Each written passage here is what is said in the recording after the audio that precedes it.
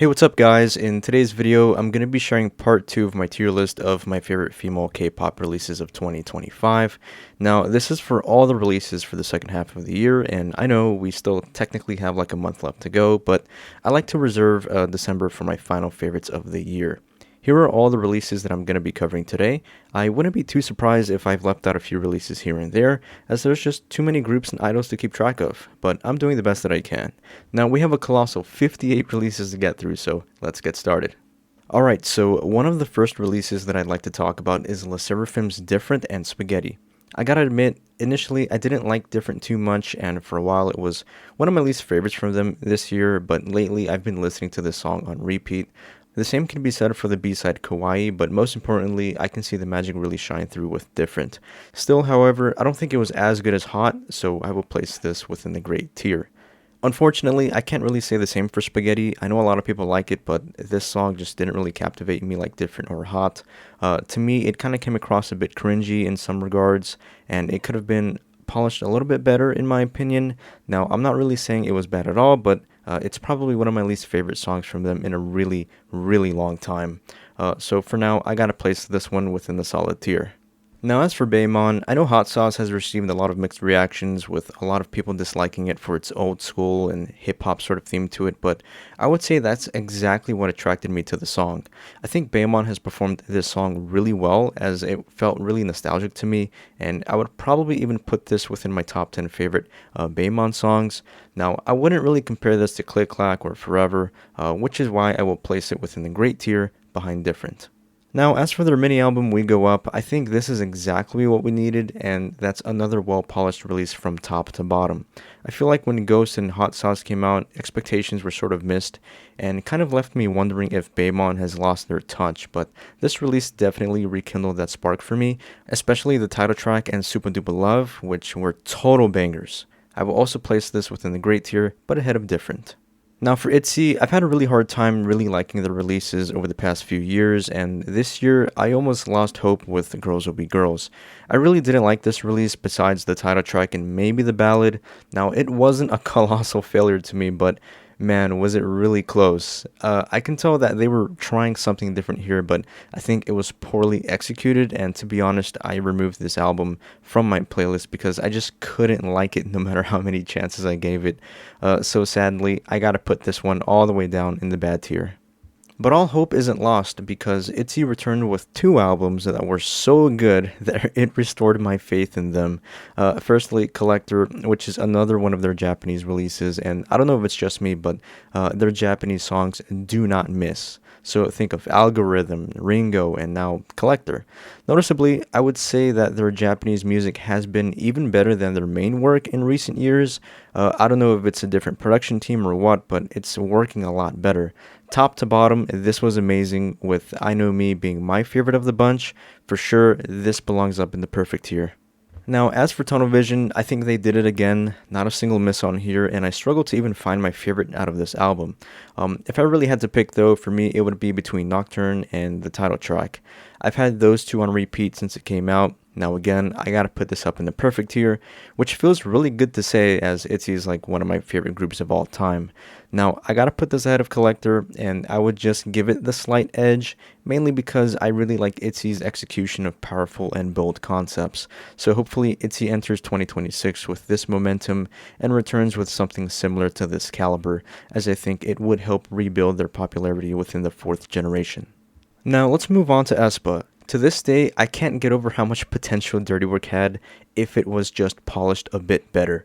This song was so close to becoming a 4th gen classic if you ask me, as it's flawless in every area except for the lyrics. Still though, I'm a big fan of the song, and I still got it on repeat, but man, it could have been so much better. Still though, I gotta put this up in the great tier ahead of We Go Up. Initially, I used to think Dark Arts was better, mainly because it was more consistent than Dirty Work for me, but after giving it some time, I can confidently say that Dirty Work is better. Dark Arts was still pretty good, but it just wasn't as big as anything else from aespa this year, and it also didn't feel as impactful, so I gotta drop it down to the solid tier behind Spaghetti. I might catch some flack for this, but I don't think Rich Man was as good as everyone makes it up to be. I mean, the title track was great, but my personal favorite is Count on Me, easily one of my favorite aespa songs in a while. But similar to anything from this year, nothing comes close to any of their work from last year. And yeah, I feel like I keep bringing this up because I really feel like last year they have set the standard for themselves, and because of that, my expectations for them are significantly higher than ever before. So I think it's going to be really difficult to replicate anything like Armageddon, Supernova, and Whiplash. Now, I'm not saying Rich Man was bad at all, but it just hasn't reached my expectations. So I will place this within the great tier behind different. Now, as for the tour release, Sync Axis line, again, similar to most of their work from this year, and comparing it to last year, it just didn't feel as special. So think of last year's Sync Parallel line. You had songs like Up and Dopamine, which were so damn good. Now, I really liked Karina's song on here, but even so, not as explosive for me. Still, overall, it was pretty good, but nothing really felt like highlight of the year. So I gotta place this within the solid tier ahead of Spaghetti. Now, as for Kiss of Life, I think they've been one of the most impressive groups within the fifth generation when it comes to music delivery. Like, when I look back at all of their releases, honestly, I can't see a single miss. And I would say that 224 further cemented that for me, and I might even call this one of my favorite releases from them from top to bottom. Heart of Gold and Tell Me More were so underrated, but then again, this whole album was underrated and should have performed just as good as their work from last year. Now, would I call this their masterpiece? Almost. But I think Midas Touch still holds that title. For now, though, I'll put this up in the perfect tier ahead of both of ITZY's albums. But unfortunately, I can't really say the same for Lucky. Now, the song wasn't flat out horrible, but I was kind of expecting more from this release. It's basically just a single song and like 5 remixes of past songs.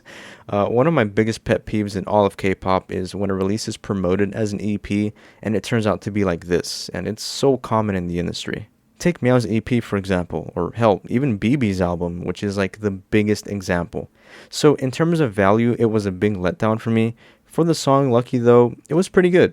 Not my favorite from them this year, but enough for them to be up in the solid tier behind Dark Arts. Now this year, I think we've had some pretty insane collaborations, but on paper, I think one of the biggest ones of the year was definitely Jisoo and Zayn Malik for their song Eyes Closed. Now, when I first saw the teaser for this, I had so much anticipation for this song, but I gotta admit, I didn't really feel anything special behind this song. It felt pretty generic for the most part, and I think it could have been infinitely better. Still, it was pretty decent, but I just wasn't crazy about this song, so I'll toss it up within the solid tier behind Lucky. Now, if we want to start talking about underrated groups, Young Posse is definitely the most underrated group in the entire industry in my opinion. I would even consider them underground to some regard. But anyway, for a while, I kind of liked their music, but nothing really felt as explosive or as premium as Growing Pain. This, by far, might be one of my favorite hip-hop styled releases of the year, and damn sure, my favorite release from them ever. Songs like Yes Sir and their ballad School's Out were by far some of my favorite work from them. This easily deserves a spot up in the perfect tier behind 224. Now, if we want to shift things over to the soloist realm of K-pop, one idol who I think deserves a lot more credit for their quality of work is Yuki from Idol. She's easily one of my favorite soloists out there, and for good reason. And it's that I can always count on her coming out with great music. And I'm not counting Fendi, let's just forget about that song. But anyway, she returned with MO, which I would say is one of my favorite releases from her in a really, really long time. I still gotta give her credit for Uke 1 being her absolute masterpiece, but this single was really close. I love how she gave us 2 different moods with this release, a hip-hop song and a ballad, and both being really well made. And for that, this totally deserves a spot up in the great tier ahead of Dirty Work. As for Idol, I think they could have been a little bit more creative with the name for this album, but what matters most is the music, of course. And I gotta say, I was really impressed with their execution on these songs. This was a pretty hardcore J-pop themed release, and I think they represented it really well. But what really stood out to me the most, however, was the ballad on here, where all members showcased their vocals really well. I might even go as far as saying that this is one of my favorite ballads of the year. Is it some of their best work? It's not even close if you ask me, but that just kind of tells you how impressive their music really is. For sure though, I would definitely mark this as a hidden gem within their discography and place this within the great tier behind Hot Sauce. Now as for Mion's solo album, I wasn't really the biggest fan of it if I'm being totally honest. I'm not saying it was bad, but it just wasn't for me. Like out of all the songs on here, the only ones that really stuck to me was Space Invader and Pedal Shower, but that was about it. The rest of the songs felt a little generic to me, so for that, I gotta put this within the OK tier. And unfortunately, I gotta say the same for Sujin's single Batitude. I think this one had more potential, but I just wasn't a huge fan of the execution. This was also my first time listening to her solo work, so I gotta check out her past releases, but this one just wasn't for me. Now for Isna's Not Just Pretty. I think this was another great release from them. Even though they don't have a lot of music out, I think they're proving to be a formidable rising rookie group of the fifth generation.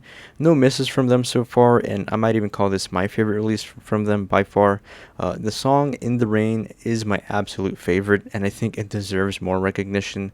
I'll put this up in the great tier behind Hot Sauce. Even though I was really impressed with it from top to bottom, I didn't really feel any song that screams Isna, and I'm still waiting for something of that magnitude to really make them stick out among the rest of the rookies. Their single Beep took some time to grow on me. I think it had a lot more potential, but the execution just wasn't as impressive. Still though, not flat out terrible, but probably on the lower end of Isna's discography, so I'll just leave it in the okay tier ahead of Sujin's album.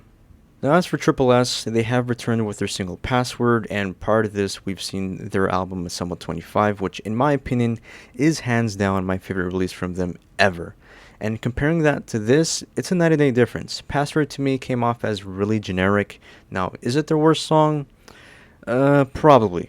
But kind of similar to Spaghetti, it's not flat out terrible, but I would say that it's within the lower end of their discography for me, so I gotta put this one in the okay tier behind Mion's album. However, their subunit release was significantly better, as it had not just more variety of songs, of course, but also felt really well polished. Not as jaw-dropping as Assemble 25 in my opinion, but still a gem within their discography if you ask me, so I will put this up in the great tier ahead of Isna's album.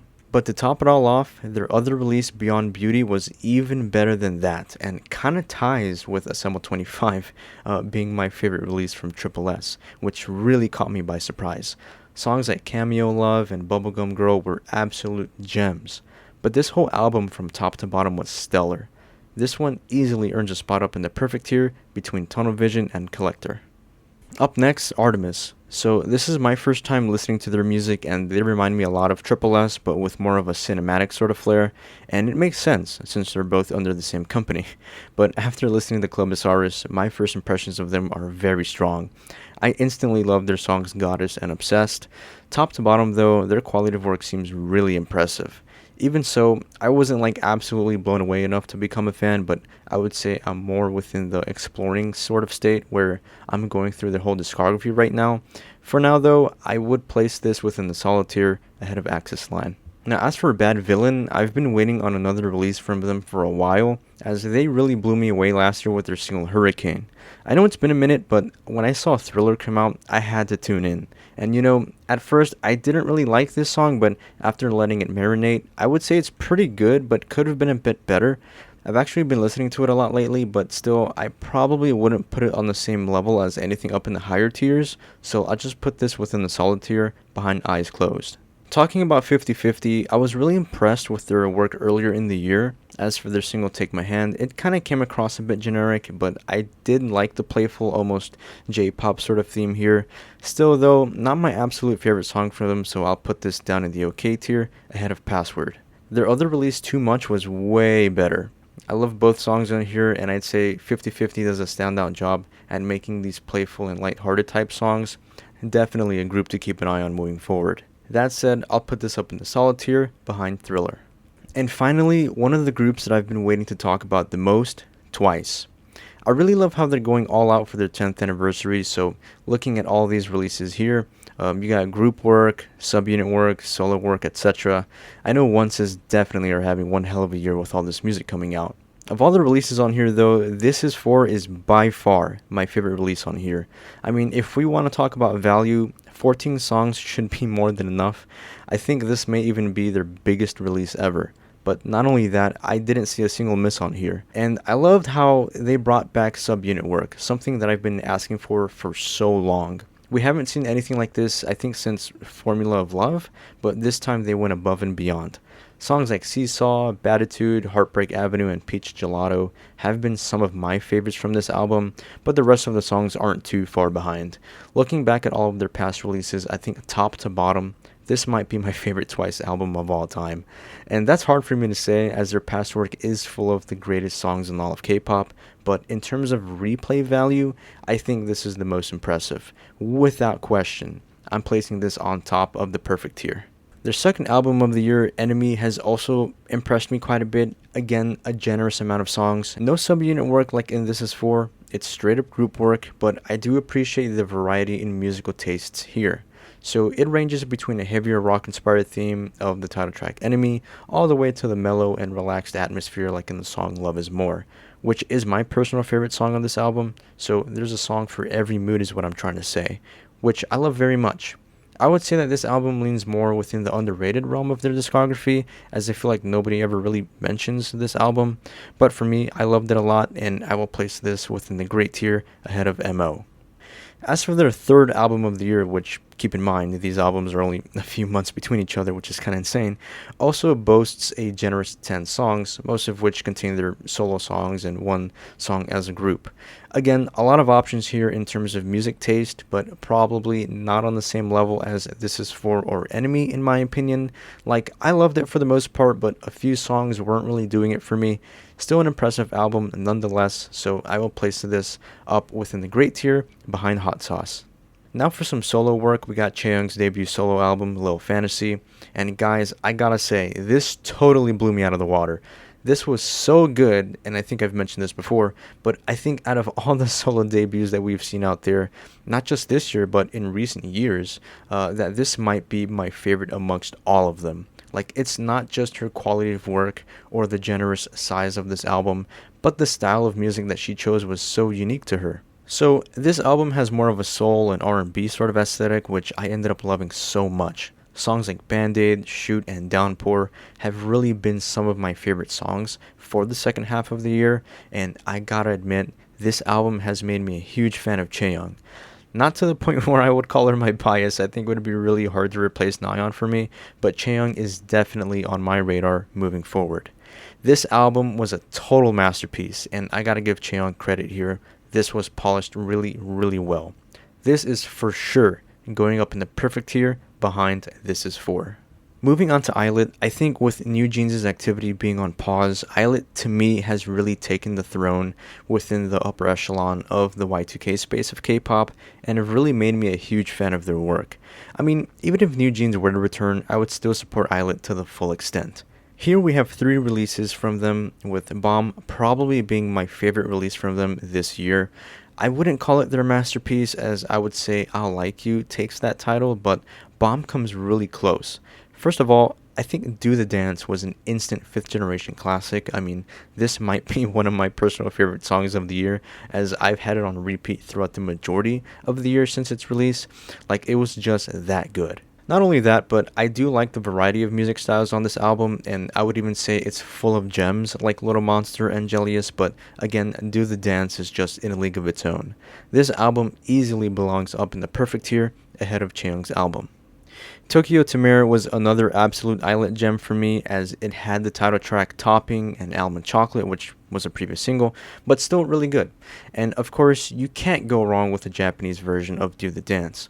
This was a Japanese release which I think they have executed masterfully, and has proven to me that Islet does not miss when it comes to making music.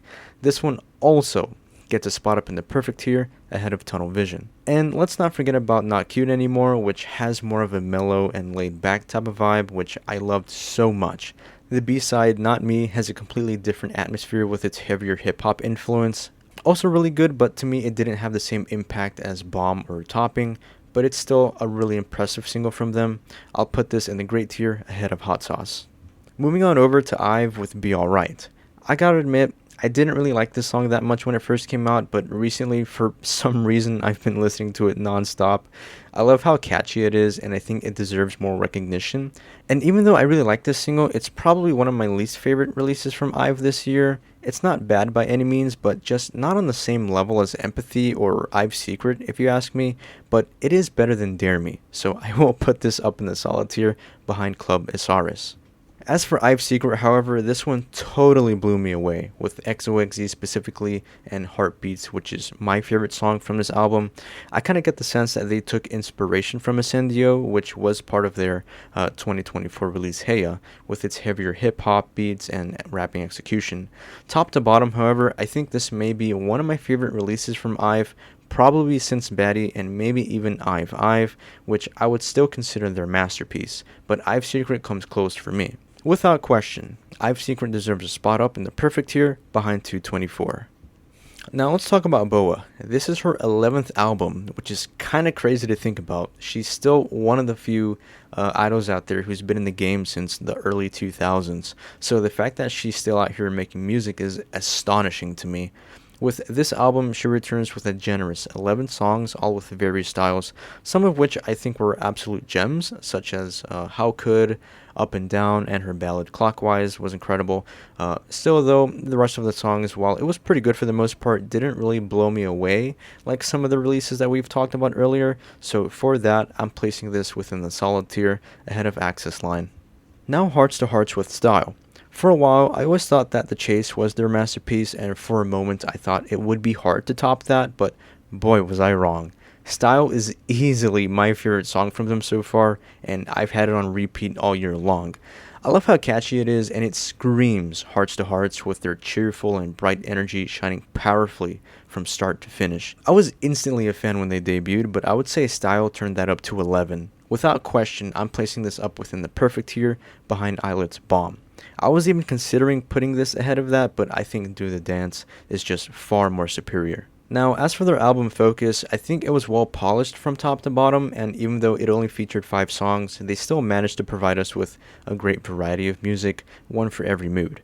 My personal favorites would have to be Pretty Please and Focus. Both were really good, but I don't think anything from here was as impactful as Style in my opinion. But it was really close. Therefore, I will also place this up within the perfect tier right behind ITZY's Tunnel Vision, meaning that Hearts to Hearts has not had a single miss so far, and I would consider their discography flawless. Up next is Joy's solo album, which I would say shows a different side to her that I've never seen before. First of all, I love the overall atmosphere of this album being more heartfelt with a sprinkle of being playful and something you can just lay back and relax to. I think this was a fantastic summer release and has changed my perspective on Joy moving forward. Still, though, I don't think I could match this as the same caliber as anything within the higher tiers, as it didn't feel like a highlight of the year to me, so for now, I'll put this up in the solid tier behind Boa's album. Another member from Red Velvet who had a solo release this year is Wendy. I think this album could have had a lot more potential, like her song Believe, which showcased the power of her vocal talents, but the rest of the songs felt really underwhelming and overall it just felt like a missed opportunity if you ask me. Even with Believe, nothing on here really impressed me that much to return for a second listen. Not really what I expected from Wendy, and because of that, I gotta put this down in the bad tier behind ITZY's Girls Will Be Girls. Now let's talk about NMIXX and their album Blue Valentine. I think NMIXX has been really impressive throughout the entire year and have proven to me that they are probably the best when it comes to quality of work and have been since early last year. I mean, I've claimed Stick Out as my favorite release of 2024 after all, but can I say the same about Blue Valentine? I feel like I might catch some heat for this, but I don't think I can. This wasn't a bad release by any stretch of the imagination. It's actually some of their best work yet.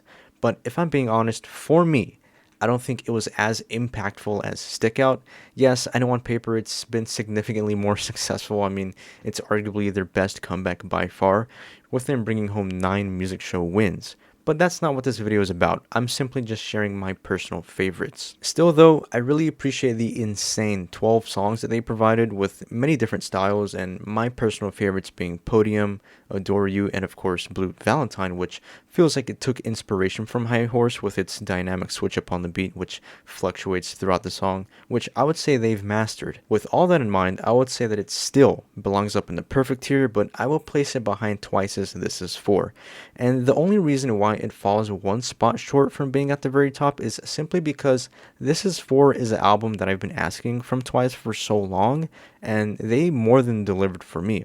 If you want to put Blue Valentine at the very top, it's totally fine, but for me, I gotta go with This Is For. As for Mesh, which was a collab with Pablo Vittar, and I know it's not necessarily a K-pop song, but it was just so good that I had to include it. I really appreciate how NMIX is exploring other cultures, and they have done such a phenomenal job on this song, and I haven't really seen anyone talk about this song that much, and I think it deserves a lot more credit. I've had this song on repeat for so long, and it's definitely staying in my daily rotation. Without question, one of my favorite collabs of the year, and I think it deserves a spot up in the perfect tier behind Focus. Now, as for Kepler, this is a group that I've known for a couple years now, but have never really captured my interest up until now. This is easily my favorite release from them, and I think it kind of showed a more explosive side of them that I hope that they continue with this level of work moving forward. Songs like Bubblegum and Iced Tea totally blew me away, and it left me wanting more from them. This release for sure deserves more credit. For now, I gotta put this up in the solid tier ahead of Joy's album. Now, as for Meow, even though they don't have a lot of music out, I think that their quality of work is top shelf caliber, and as I always say, I prefer quality over quantity. Their singles Me and Burning Up both continue to uphold that statement for me. Me was a bit more under the radar as almost nobody ever talks about it, so I would consider this their hidden gem within their discography. I love the laid back vibes of this song, all while still being super catchy, which is a slight change from their previous styles, being a bit more explosive and almost cinematic. Either way, this song is going up in the great tier behind Twice's album. Burning Up feels a lot more like Meow's original style with its high energy and has more of a center of attention sort of atmosphere, which I would say is their specialty. Again, another standout release by them, and I would probably consider this a highlight across their discography so far. Not on the same level as Hands Up, but this definitely earns a spot up in the great tier behind Hot Sauce. Up next, we got Somi with Chaotic and Confused. I gotta say, I haven't really been the biggest fan of Somi, but I gotta admit, she makes some pretty impressive music. She has more of a Western pop sort of influence to her music style, and even though there are only 5 songs here, I think she did an impressive job with providing a great variety of music. Her quality of work also feels like top shelf quality, which is a plus. And I think she has the foundational talents to be a serious contender within the soloist space. I mean, at one point in time, she was pretty big a few years ago, but I think if she consistently released a few times throughout the year, then she could be a leader in the industry today. That said, for this release, I gotta put this up in the great tier ahead of Idol. Probably one of the most underrated releases of the summer belongs to none other than Stacy's I Want It. This, in my opinion, was such a great follow-up to their previous release S, which was mainly known for Bebe, and that one in particular made me a fan of Stacy. Sure, this was a pretty small release, but I think all 3 songs were made really well, and I would consider these hidden gems within Stacy's discography. I think this release had a lot of potential, but I guess it just didn't really resonate with many fans. Still though, I would put this up in the great tier ahead of Me. Now as for Vivi's album, I still don't know how to pronounce this, a montage of parentheses. I've looked everywhere and I still can't find the answer, so please help me out here guys. Anyway, I think this was a very generous album from them, as not only did they give us a great variety of music, but they also included solo work, which I really appreciate. You can find songs on here that range from hip-hop songs all the way to ballads, so it definitely has a great replay value to it. Even so, I didn't find anything that really blew the socks off my feet, but I would say it's one of my favorite releases from Vivi's. So for that, I'm going to put this up in the great tier behind Rich Man. Moving on to Purple Kiss, this is my first time listening to their music, and I would say that my first impressions on them are pretty good so far. Even though there are only 3 songs on here, I think they've done a fantastic job on here. Now, I wouldn't call this a highlight of the year, but for sure it intrigued me enough to dive into their discography. But with this release, I'm really loving their quality of work. I'll put this up in the solid tier ahead of Kepler's Bubblegum. Now, we can't forget about Blackpink's Jump. I know, I'm sure we've all had expected more music from them, especially after being gone for like 2 years. And the fact that they returned with just a single felt a bit disappointing if I'm being honest, but if it's just going to be 1 song, then it better be a damn good song. And you know what? I think this was a banger. Now, I wouldn't really put this up on the same iconic status as Shutdown or Pink Venom, but I think they delivered another gem within their discography. Even though they don't have a huge catalog of songs, I think that this song further emphasized that they don't have a single miss, which is impressive. I really liked how this song had a fresh new style for Blackpink, and I think this was tailored more to give sort of a festival kind of atmosphere, which I think they executed really well. I would easily consider this a highlight of the year, and for that, I gotta put this up in the perfect tier ahead of ITZY's Tunnel Vision. Following them is Yena with Blooming Wings. You know, last year I was totally obsessed with her song Sugar, which was part of her Nemu Nemu single. With Blooming Wings, even though it was pretty good for the most part, I just didn't feel the same wow factor. I'm not saying it was bad, but it's just one of those releases where I don't find myself returning to, like some of the ones up in the higher tiers. For that, I gotta put this down in the OK tier ahead of Isna's Beep. Up next is Baby Don't Cry, which I've heard that their music was produced by Soyeon from Idol. If I'm being honest, this is probably one of my least favorite 5th gen debut releases. I know some people liked it, but it just really wasn't for me. I like the B-side a lot more than the title track, but even then, that wasn't enough to intrigue me to the group. Now, I still think that it's too early for me to speak on their potential as a group, maybe after a few more comebacks, but F-Girl just didn't do it for me. That said, I'm putting this down in the bad tier behind Wendy's album.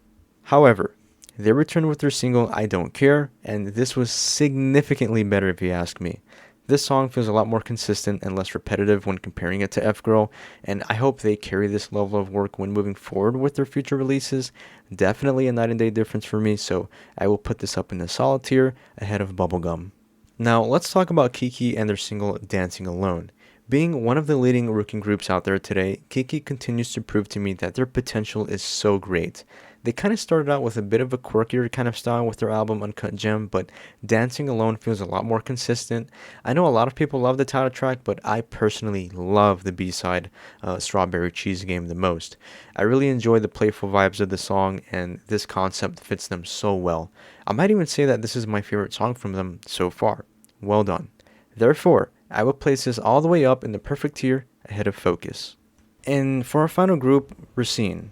A super underrated 5th gen group in my opinion, and one that I think has a ton of potential to make some great music.